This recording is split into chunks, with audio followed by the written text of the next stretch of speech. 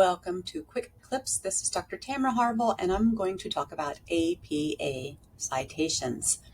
You always want to cite within your paper, whether you're referring to someone or something that someone else has said, or actually quoting them.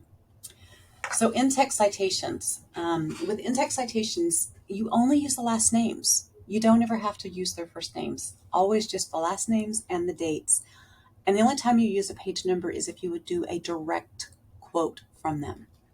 So it could be your sentence and then your authors, Perkins, Smith, and Baxter, in the year. That's all you need. Or if you want them in the sentence, Perkins and Baxter, followed by the date, and then the sentence. So you can put them at the end, you can put them at the beginning, you can cite them anywhere within the sentence. If you have more than one source that states the same thing, you would separate them out with a semicolon. So I know that whatever was stated here was printed in Perkins, Smith, and Baxter's 2016 and also Josephson et al. 2012. Et al. Just means there's a lot of authors, which you often get in APA. So it would just be et al. Period lets us know there's lots of authors besides Josephson. If the author's in your text, Jones and Parker, 2018, explain blah, blah, blah. If it's a direct quote, it goes in quotation marks from the source, and then you tell us what page number you found that on, if you have one. An indirect quote happens sometimes, since usually you'll be reading articles that have other sources within them.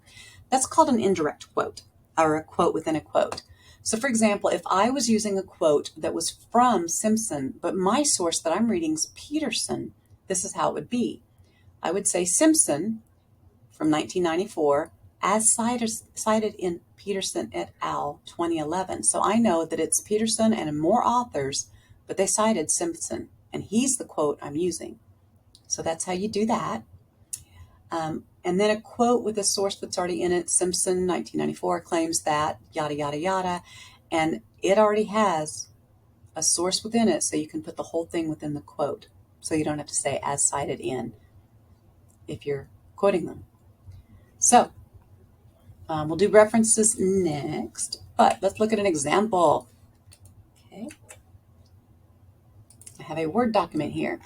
So this is from actually one of my grad school papers, Building Literature Review, Historical and Organizational Aspects of Topic. So here's my header, section header, and then I start writing. So in my sentence, Bailey, Smith, Jaggers, and Jenkins, 2015, report that fewer than 40% blah, blah, blah.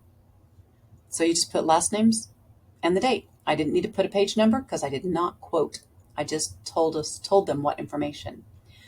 Down here, of the various student support services, a departmental focus on writing centers explains how the student service of tutoring is intended to assist students with understanding concepts, building writing skills, and identifying weaknesses.